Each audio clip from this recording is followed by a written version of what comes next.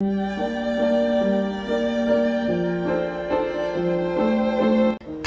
9आव फरायबाय थानाय सासे फरायसुलिया फरायसालिनिफ्राय न'सिम थांफिननायाव साइकेलजों गोग्लैना सिलिगुरि देहा फाहामसालियाव थिसननो गोनां जादों। चिरां जिल्ला आमगुरि थानानि सिङाव थानाय केरदान्दा आमगुरि गामिनि निर्मल नार्जारीनि फिसाजो दीपा नार्जारीया आमगुरि गोजौसिन फरायसालियाव फरायो। फरायसालियाव फैनानै थांफिननाय समाव आमगुरि बाजाराव होंगो दोंगोनि गेजेराव साइकेलजों गोग्लैदोंमोन। नाथाय नखराव गिनानै गावनि गोलैनायखौ लाखुमानानै थादोंमोन। नाथाय उनाव लासै लासै आइथिङा गोसोम जालांनायजों लोगोसे थाबायनो हायै जालांनायाव मोनथिनानै लवार आसाम देहा फाहामसालियाव थिसननाय जायो।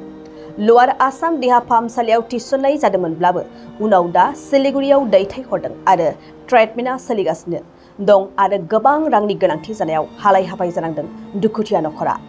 बेनिखायनो रायजो राजाफोरनियाव फरायसुलिनि मोजां फाहामथायनि थाखाय राङारि हेफाजाब बिबायदों दुखुथिया नखरा। गोसो गुदुं सुबुंफ्रा नैबेयाव होखानाय account number 351602807555 IFSC code SBI and 0007388 Rekha Rani नार्जारीनि एकाउन्टआव हरनो हागोन।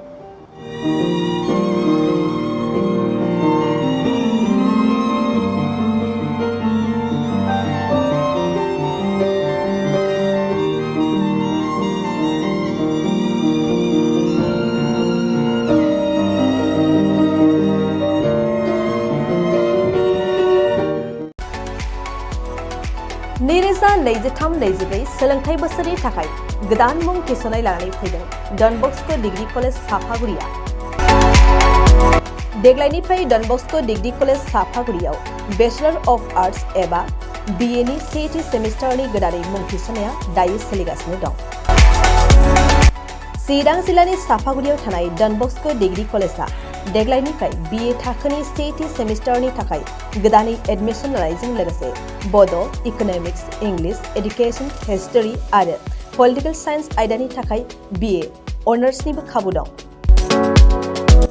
गोग्गो सोलोंथाइनि थासारिजों लोगोसेयैनो डन बस्क' डिग्री कलेज साफागुरियाव आलादा आलादायै हौवा हिन्जावनि थाखाय हस्टेलनि खाबुबो दं। जुदि फरायसाफोरा डन बस्क' डिग्री कलेज साफागुरियाव BA सेथि सेमिस्टारनि थाखाय गोदानै एडमिशन लानायनि सायाव आबुं बाथ्राखौ मिन्थिनोब्ला नैबे मबाइल नम्बर 9365519559 आव थोंजों सुला लानो हागोन।